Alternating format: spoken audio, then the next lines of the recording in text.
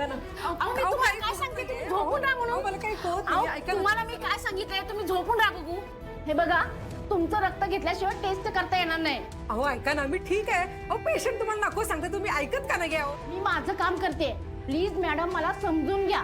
तुमच्यासाठी टेस्ट या गरजेच्या आहेत. तुम्ही झोपा बघू. मी सांगते म्हणून झोपा झोपा. 2 मिनिटं मला जरा आईशी बोलू दे ना. हो. आई अगं झोप तू. ते दे म्हणतात रक्त तर देऊन टाक ना. अगं आर्या, अगं तू म्हटली म्हणून आपण हे सगळं नाटक करतोय ना. आणि अगं आता हे रक्त, अगं नाही. अगं आई हे बघ आता आपण इथपर्यंत आलोय की नाही, आणि तू असं केलंस तर त्यांना शंका येईल ना. तुला दया येत नाही का ग माझी? अगं तुला माहिती आहे ना मला ते सुई आणि रक्ताची किती भीती वाटते अगं. आई हे बघ आता सगळं जुळून आले की नाही, आणि तू असं वागलीस तर हे बघ फक्त आजचा दिवस. यापुढे ना मी तुला कधीच काही सांगणार नाही. आई फक्त 2 मिनिटाचं काम आहे ग प्लीज. 2 मिनिटाचं? अगं तुझ्यासाठी अजून काय काय करायला लागणार देव जाणे बाई. आई आता तर फक्त तू रक्तच दे. नर्स या तुम्ही इकडे. हे बघा तुम्ही तिकडे बघा बघा बघा. हा काही होणार नाही बघा.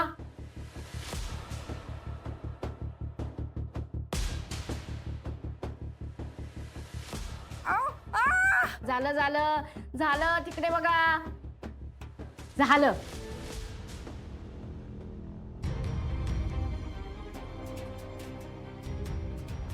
चल ओके. बघ आई काय झालं का नाही ना, उगाचच कालवा करत असतेस. आर्या आता हे एवढं सगळं करून ना अर्जुन तुझा झाला नाही ना तर बघच.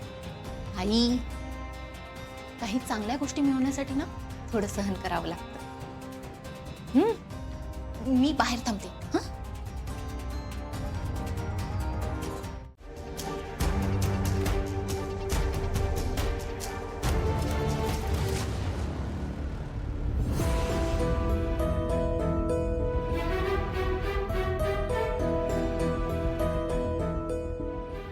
अर्जुन अरे तू आणि घरचे सगळे होते ना म्हणून हे सगळं निभावून गेलं. मी सकाळी एवढी घाबरली होती ना मला काहीच सुचत नव्हतं. अरे होतं असं होतं, असं अचानक काहीतरी घडलं ना की असं होतं. अर्जुन मी कुठे अडकली ना तर मला सगळ्यात आधी तू आठवतोस, आणि मला माहिती आहे माझे सगळे प्रश्न तूच सोडवू शकतोस.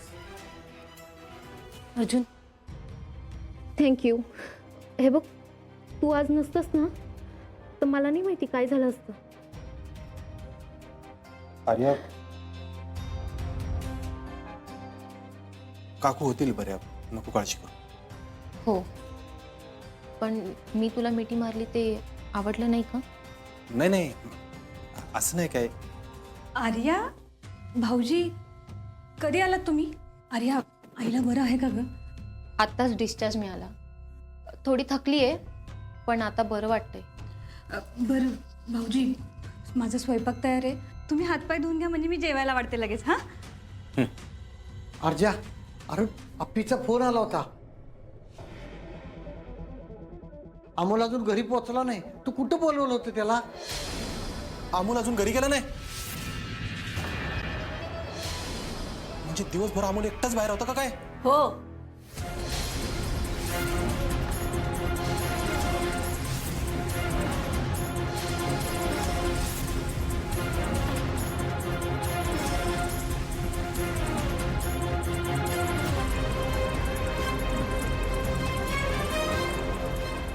अमोल त्याच्या बाबांची वाट बघत बसला होता बागेत एकटाच,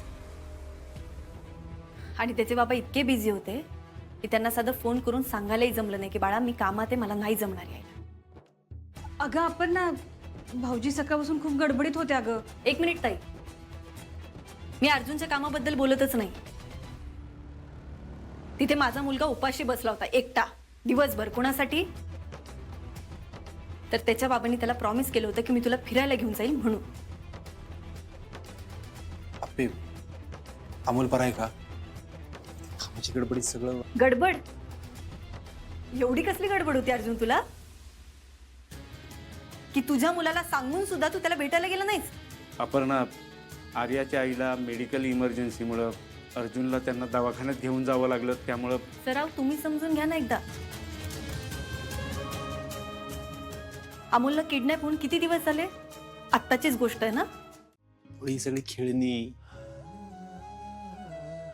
सगळे गिफ्ट्स मी तुझ्यासाठी घेऊन यायचो ना. आज मला कळतंय देवानी जाणून बुजून तुला तुझ्या आई बरोबर ठेवलं, माझ्या बरोबर नाही.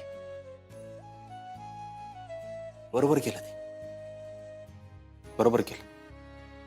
माणूस जवळ असल्यानंतर त्याची कदर करता येत नसेल, या खेळण्यावरच्या प्रेमाचं काय करायचंय?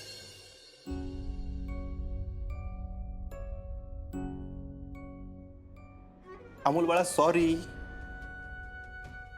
मी आज तुला दिलेलं प्रॉमिस पूर्ण नाही करू शकलो ना, सॉरी.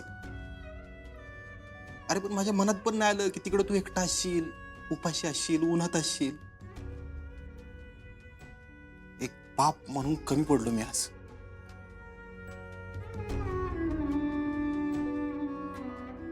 तिचं चिडणं पण साहजिक आहे ना, चिडणारच ना ती. आर्याच्या आईला हॉस्पिटलला घेऊन जायचं होतं, ठीक आहे, ठीक आहे ना. तसं कळवायला पाहिजे होतं ना मी अमोलला. काहीतरी मार्ग काढायला पाहिजे होता, काहीतरी. इथं पण कमी पडलो मी.